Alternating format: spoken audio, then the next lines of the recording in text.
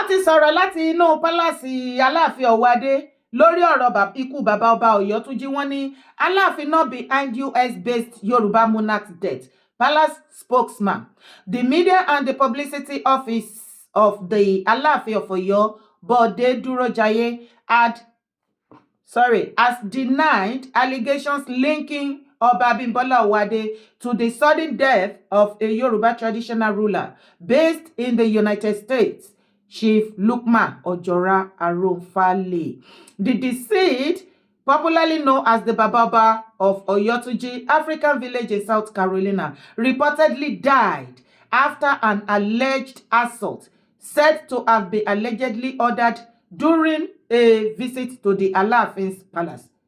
The purported assault has been speculatively tied to a reported rift between the Alaafin and the Ooni of Ife, Oba Ogunwusi, over issue of royal supremacy. Wallahi babalaro lepa. Ẹ má try, ẹ má fèṣù lẹ́sẹ̀. Ibẹ̀ yẹn lè ṣú ti lè ṣe everybody o. Torí gbogbo rándanrandan tẹ́ ń dánwò nínú pálásì Owoade, ẹ kúkú sínú pálásì nínú upstairs tẹ́ jókòó sí jàre tẹ́ wà. Gbogbo rándanrandan àtàwọn bọ́tọ́ọ̀gì tẹ́ kó jọ síbẹ̀ tẹ́ kó rọra tẹ́ ṣe yan rándanrandan bẹ̀. Ẹ rí pé Ọọ̀ni ò bá yín dá sí. Bàbá yẹn ò fẹ́ òṣì o, ẹ má fi òṣì yí bàbá yẹn lára o.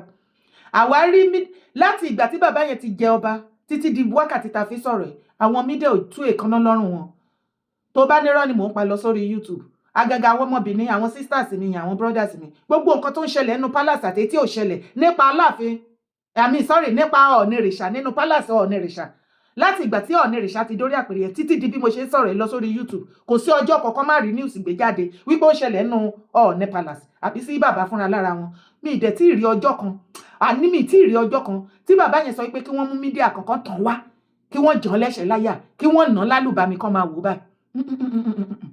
Ṣé rí gbogbo èyí tẹ́ ì ṣe nínú ẹ̀sìn palace, èyí tẹ́ ì ṣe nínú ilé ibi tẹ́ jókòó sí jàre Alaafin Owoade àti gbogbo àwọn tẹ́ kó rọra àti spokesperson, ẹ má try rádaràdà láti rò pé ẹ fẹ́ fi kinní yẹn ẹ fẹ́ drag Ọọ̀ni sí. Ọọ̀ni ò bá yín jàjà supremacy, wọn ní time rubbish yẹn. It's a rubbish thing. Ọọ̀ni ò ní time fún gbogbo rubbish yẹn. Ẹ̀yin ò rí bàbá bó ṣe ń lọ káàkiri àgbáyé ni, ìlú mọ̀ọ́ká, ẹni ayé ń fẹ́ ni wọ́n. Torí wípé wọ́n ti jẹ́ ká mọ̀ wípé àgbàlagbà ni wọ́n kì í ṣọmọ kékeré, wọ́n lè fọmọdé kan fi jẹ ọba. A ti rí àìmọye insult tí wọ́n ti insult bàbá yẹn day to day, time to time, week to week, month to month, years to year. Ní ilẹ̀ Yorùbá yẹn, àti ìrọ̀jọ́ kan pé bàbá ó gbé èèyàn kan báyìí ẹ̀tàn wá àbí kẹ́ lọ bá tiẹ̀ jẹ́. Ṣé mélòó ni kàkà ní eyín Adípèlé? Ṣé èyí tí àwọn ìjà ṣẹlẹ̀ láàrin àwọn oníṣẹ̀ṣe àti àwọn mùsùlùmí, ṣebí gbogbo wa la rí fídíò tí wọ́n lọ lẹ̀ pálásì Ọ̀ọ̀nìrìṣà lókùúta. Ṣé bá mọ̀ pé iṣẹ́ ó wá láti bẹ̀ yẹn, Kwara àtọ̀yọ́ ẹ̀ náà ni ẹ̀yin lẹ ṣiṣẹ́ yẹn náà, ẹ̀yin Islamic leaders tó wà ní Kwara àti Ọ̀yọ́, ṣe rò ipá mọ̀ ni ẹ̀yin lẹ command gbogbo kinní yẹn. Ẹ dẹ̀ ṣe nìyẹn after few months palace Ọ̀ọ̀nìrìṣà ó lànà. Bàbá òdẹ̀ tún mind, wọ́n tún palace wọn ṣe ilé ọba tó jó ni, ẹ wà lóbùsí.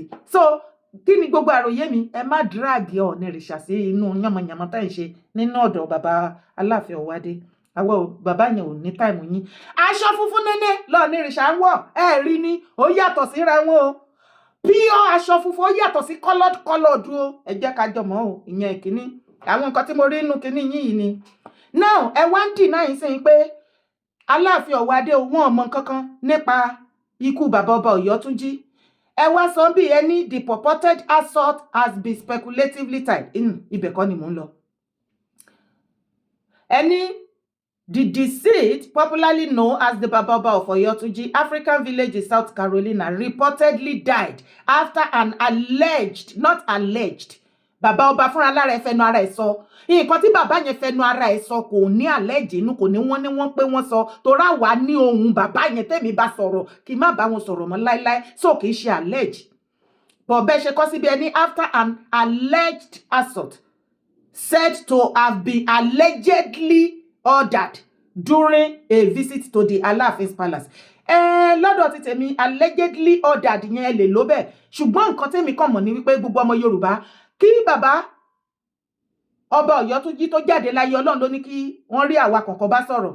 Ẹ̀yin lẹ ń lo allegedly wípé Aláàfin order pé kí wọ́n na bàbá Oba Oyotunji ṣùgbọ́n bàbá yẹn jẹ́ kó yé wa wípé tẹ́ bá deny pé Aláàfin kọ́ ló ní pé kán náà wọ́n o ṣùgbọ́n mo bi wọ́n dáadáa gbogbo yín dẹ̀ ti gbọ́ níbi tí mo ti ń bi wọ́n pé ẹ wo Aláàfin ò lè sí bẹ́ẹ̀ nígbà tán náà yín yẹn wọ́n nírọ́ Aláàfin wà ń bẹ̀ àwọn gan jókòó báyìí wọ́n wo àwọn tó ń nà wọ́n wọn ò dẹ̀ sọ̀rọ̀ títí tán fi lù wọ́n jáde fàṣọyà mọ́ wọn lára tẹ́jẹ̀ ń ṣàn tí wọ́n nà wọ́n tó ṣubú wọ́n fapá bó gbogbo orókún gbogbo ẹsẹ̀ everything náà fi bó kán tó ṣẹ̀ wá gbé wọn síta wọ́n ní ìtàn wá nà wọ́n níta gan ó tún wá worst ṣé you understand so spokesman dúró jayé mo kàn fẹ́ kẹ́ mọ̀ wípé gbogbo wa kọ́ la máa ń sùn tá máa ń sorí síbì kan náà ṣùgbọ́n ẹ jẹ́ ká sáré débi comment section nínú write up yín ẹ ti jẹ́ ká mọ̀ wípé lóòótọ́ àti lódodo ẹni tó bá wà reasonable enough àti mọ̀ wípé yes òótọ́ ni kéèsì yẹn ṣẹlẹ̀ ẹ ti agree now indirectly ó ṣẹlẹ̀ ní palace ṣe palace sorry má kàn máa sọ palace nínú ilé lọ́dọ̀ Alaafin Owoade. Now níbi comment section lè ní who ordered the beating of Baba Oba inside the Alaafin's palace? Who called in the police to arrest Baba Oba after the beating? Who invited Baba Oba to the palace in the first place? In a same country, the Alaafin should have stepped down from that throne for proper investigation be conducted. Àwọn wèrè ọmọ ìta tó ń jẹ ọba nílẹ̀ Yorùbá ti wá pọ̀ báyìí. Mo rò wípé ẹbí kan náà ni Olúwo àti eléyìí tó ṣẹ̀ṣẹ̀ jẹ ní Ọ̀yọ́ báyìí ṣé ẹ ṣọ́ pé Ifá ló mú àwọn àtinilójú àwọn ọ̀bàyéjẹ́ yìí ṣá ohun tí wọ́n kọ síbí ni mò ń kà o. This Alaafin came into power and in a space of justice another one leléyìí o. This Alaafin came into power and in a space of just a month already in big controversies. What kind of Oba is this? This is a bad omen. Eleni, it will not be too bad making history as the shortest reign as Alaafin Sha. Eleni, just now, it's okay. Eleni, I am not surprised. Eleni, you never use 6 months. They accuse him of murder someone. Ha ha ha ha. Eleni, this one just started on a wrong note. I am not surprised, Sha, since he don't associate himself with Oluwo. Eleni, he was watching them when his guys were beating him and he couldn't stop them. Come on, what are you talking about? I am so disappointed in him. A lot of comments oríṣiríṣi tó já sí wípé kò sí èèyàn kan ọmọ Yorùbá kan bá àti tí ò ṣe Yorùbá ló support ìkan tó ṣẹlẹ̀ sí bàbá Oba Oyotunji ní palace Aláàfin kí tó wá bọ́ sí ọ̀dọ̀ bàbá Kola Olootu ọmọ Àdábánijà tí wọ́n ní ọ̀rọ̀ ìfáǹfà 1.6 million lórí ilẹ̀ 2 plot wọ́n rílẹ̀ wọ́n rówó kí tó wá bọ́ síbẹ̀ yẹn ẹ jẹ́ ká round up lórí ti Aláàfin iná a máa lọ sí nínú fídíò náà ni o a máa dé ti ọ̀dọ̀ bàbá Kola Olootu ẹ máa rí fídíò gangan ẹni tí problem jọ ṣẹlẹ̀ láàrin òun àti bàbá Kola Olootu bọ́ lórí ọ̀rọ̀ Aláàfin mo kàn ní kí sọ fún yín ni mo ti ń sọ mo ní èèyàn tán ní kó ṣe tó lóun ò lè ṣe tó lọ́rọ̀ yín máa já sí ìgbà tẹ́ bá rẹ́dì láti ṣe tó yẹn kò ní bá mọ́ ó dẹ̀ pẹ́ mọ́ kéèsì tó wà ńlẹ̀ fún yín ẹ rí everywhere tó quiet ẹrù ipọ́n ti gbàgbé ni rẹ́rẹ́ ti rún lábẹ́ o mo kàn ní kí n jí sọ fún yín àdódó wọn ràn mí ná ṣùgbọ́n kíkọ̀ bẹ́ fún yín tíntínní rẹ́rẹ́ ti rún lábẹ́ àwọn èèyàn oṣù o bóyá across the whole Yorùbá land gan ni protest yẹn ti máa ṣẹlẹ̀ kódà ó tún máa ṣẹlẹ̀ labroad a dẹ̀ máa bá wọn gbé bẹ́ẹ̀ ni wípé Aláàfin o Alaafin Owoade so days after so days don't become Alaafin o nǹkan báyìí ló ṣẹlẹ̀ nínú palace and so on and so forth gbogbo ilé ìtẹ́kọ̀ síta ṣáṣọ bọ́mọ yẹ mọ́ṣá ẹ̀yin èèyàn mi mo ní ìbéèrè ṣọmọ yẹ nǹkan tó ṣẹlẹ̀ láláàfin nínú ilé Aláàfin wọn tí sí palace ṣé kò ti rìn òhò wọjà wá bá mi wo fídíò bàbá Kola Olootu. So this man you're seeing on my screen, his name is Baba Kola Olootu, and many of us are very, very familiar with him. So sometimes ago, Baba Kola Olootu made an advertisement about a land called Wura and Fadaka. And on Thursday, 13th of March, somebody reached out to him and said, "Hello, sir, I am so. I saw your advert on Instagram, and I am interested in that Wura and Fadaka land." Baba replied and said, 800K per plot, for 2 plots upward only. 1 plot, 1 million. The person said, "I want 2 plots, but in different names. I want them for my children." Baba said, "No problem. 2 plots in 2 agreements." The person sent the voice note, and Baba dropped his account number. And as you can see, Kola Olootu Productions Limited, Zenith Bank.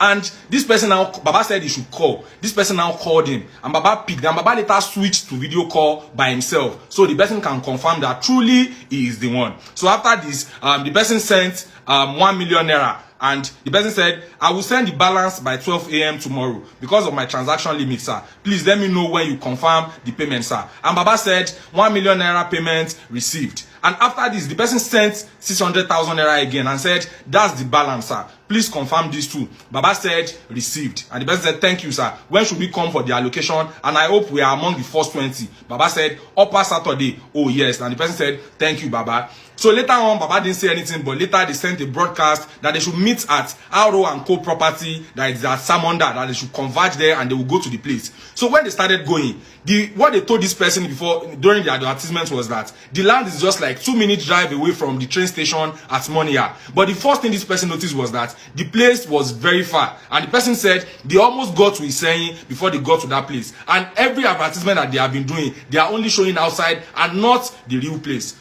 The person, when they got there, they said Baba came with escort and everything. They started allocating to people. This person did not hear his name. And this person was like, what's going on? This person now went to go and meet Baba Kola Olootu and was like, Baba, what's going on? They did not allocate any land to me. And Baba was like, can I see your payment receipt? He showed Baba, and Baba said, you should go and meet the owner of Aro and Co property. So the person went to go and meet him. And the owner of Aro and Co property said, Baba did not remit any money to them, and that's why they are not allocating any land to him. And apparently the land belongs to Aro and Co property and not Baba Kola Olootu. And the person was like, what's all of this now? Then Baba Kola Olootu, he said Baba Kola Olootu told him that he should mind the way he's talking to the owner of Aro and Co property, because that is their chairman. And the person was like, are you trying to teach me manners now? I said, where is my land? You are telling me about manners.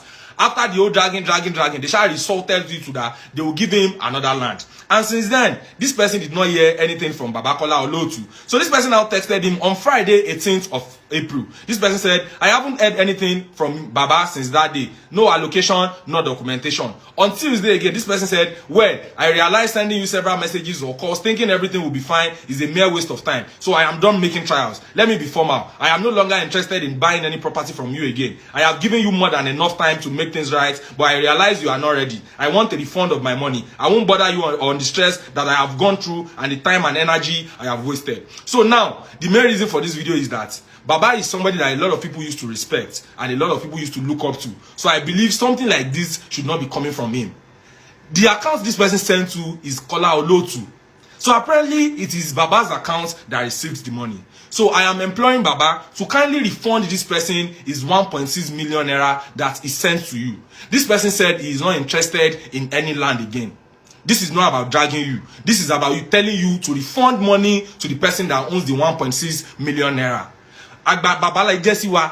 A lè máa rí pé irú nǹkan báyìí ṣẹlẹ̀ ká máa gbọ́ pé orúkọ yín náà ń dárú nǹkan báyìí. Ẹ dá 1.6 million yẹn lẹ́ni padà.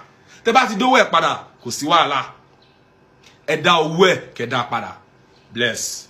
Lẹ ti gbọ́ yẹn, àlàyé yẹn òun lẹ gbọ́ yẹn. Èmi náà mo screenshot ẹ̀. Ele ó ní hello sir, ibi tí wọ́n ti transact business lélẹ̀. Hello sir, I saw your advert on Instagram and I am interested in what you are in Wura and Fadaka land. Sorry.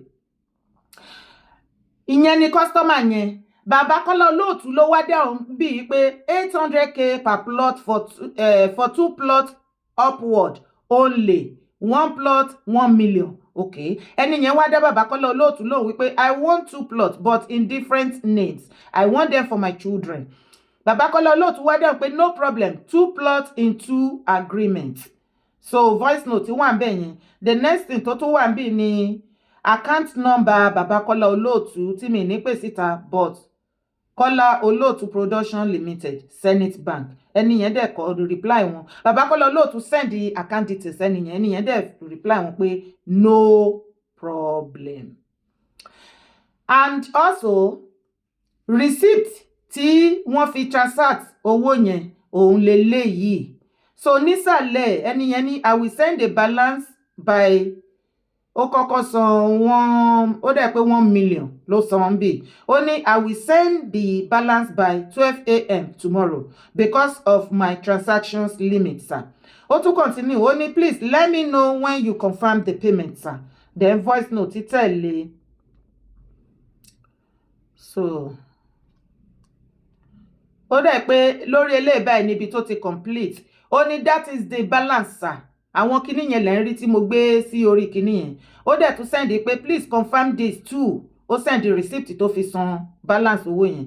Bàbá Kola Olootu nínú WhatsApp ń bì wọ́n dẹ̀ send message padà sẹ́ni yẹn pé received. Ẹni yẹn wá dáhùn pé thank you sir, when should we come for the allocation, and I hope we are amongst the first 20. Wọ́n wá ní Bàbá Kola Olootu dáhùn pé upper Saturday. Oh yes, thank you bàbá. Ẹni yẹn ló sọ̀rọ̀ bẹ́ẹ̀. You see, báwo ni ọ̀rọ̀ ṣe wá bẹ́yìn yọ tó wá di woro sí woro, tó wá di wípé àwọn kọ́mpìnì tẹ́lẹ̀ jọ ṣiṣẹ́ papọ̀ Bàbá Kola Olootu, ẹni yẹn ẹ̀yin sọ fún kọ́sítọ́mà yìí wípé kó lọ bá àwọn kọ́mpìnì yẹn, àwọn náà máa dá owó padà fún. Àwọn yẹn dé wá, ẹni yẹn wá lọ contact àwọn tẹ́ ẹ refer àwọn sí pé ẹ jọ ṣiṣẹ́ papọ̀. Àwọn yẹn dé jẹ́ kó yé kọ́sítọ́mà yín tó send owó yìí wípé àwọn ò mọ̀ kankan nípa ọ̀rọ̀ transaction tẹ́ ẹ̀ ń sọ yìí o, torí wípé Bàbá Kola Olootu kò remit owó tó ń sọ yìí sí àkáǹtì tọ̀dọ̀ tiwọn wípé wọ́n ta 2 plot o. Báwo làwọn ṣe máa wá dá owó padà nù nǹkan táwọn ò tí wọ́n remit sọ́dọ̀ wọn táwọn wà wẹ̀? Ẹ jọ̀ọ́ kí ló ń ṣẹlẹ̀? Ẹ̀yin tẹ́ ẹ̀ talẹ̀ ńlẹ̀ Yorùbá, ẹ̀yin tẹ́ ẹ̀ talẹ̀ be calming down, real estate be calming down. Ṣé kò sí olóòótọ́ tó pọ̀ tó wà láàrin yín? Kò tó nǹkan o. Ìbàdàn ṣá.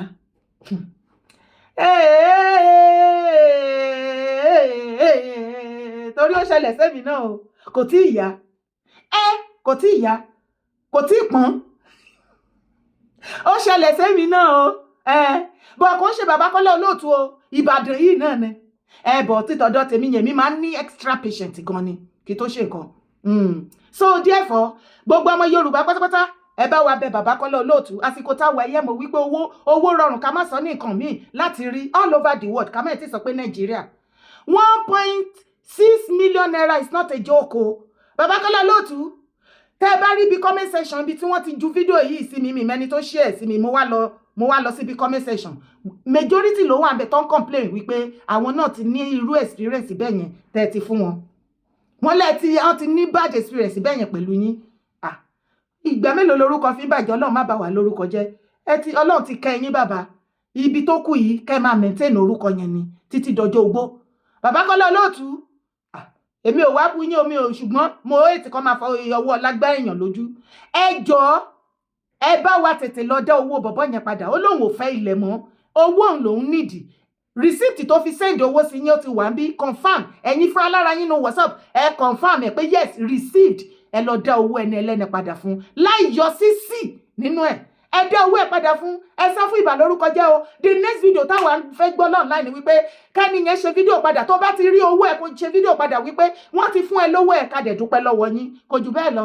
Jọ̀ọ́ ẹ̀yin èèyàn mi, ẹ bá wa dá sí. Àti Bàbá Kola Olootu àti ọ̀rọ̀ Alaafin Owoade kò ṣẹlẹ̀ palace nínú ilé wọn ni ló ti ṣẹlẹ̀. So kí ni nǹkan tí ẹ rò wípé ó yẹ ká ṣe? Jẹ́ ká pàdé níbi comment section. Orúkọ tèmi ò yí padà, Yèyé Dára Kowé. A ní ilẹ̀ Yorùbá máa gbàtúnṣe, a máa fọ ilẹ̀ Yorùbá mọ́sẹ̀. A ní ẹlẹ́dẹ̀ ìwà tèmi máa dọ̀yọ̀, ariwo wa ló máa pọ̀, ariwo ló máa pọ̀. Má jẹ́ kó sú ẹ o, má jẹ́ kó rẹ̀. Ilẹ̀ Yorùbá must be great again. Yes, gbogbo ẹ̀yin afáyé ní mẹ̀kúnnù lára, ẹ ti kan jọgbọ̀n. Ẹ tètè lọ máa ṣàtúnṣe o, àìjẹ́ bẹ́ẹ̀ mo ti sọ fún yín, mo ní kẹ́ má ṣe mọ̀ ní kọ̀kọ̀ kẹ́ rò pé kò sẹ́ni tó máa rí yín, kó wá bọ́ síta kẹ́ wá lè mọ́ ṣe yín, máa bá yín fà á já pátápátá. Ẹ stop ṣe bẹ́ẹ̀. Ilẹ̀ bàbá wa ní ẹ má fọwọ́ lá rẹ anybody jẹ mọ́. Orúkọ tèmi ò yí padà, Yèyé Dára Kowé kókókó. Ó yá bá mi like fídíò yìí, ṣe bá mi share kó bá mi thumb up. Á pàdé níbi comment section. Ire o, great Yorùbá land. Great.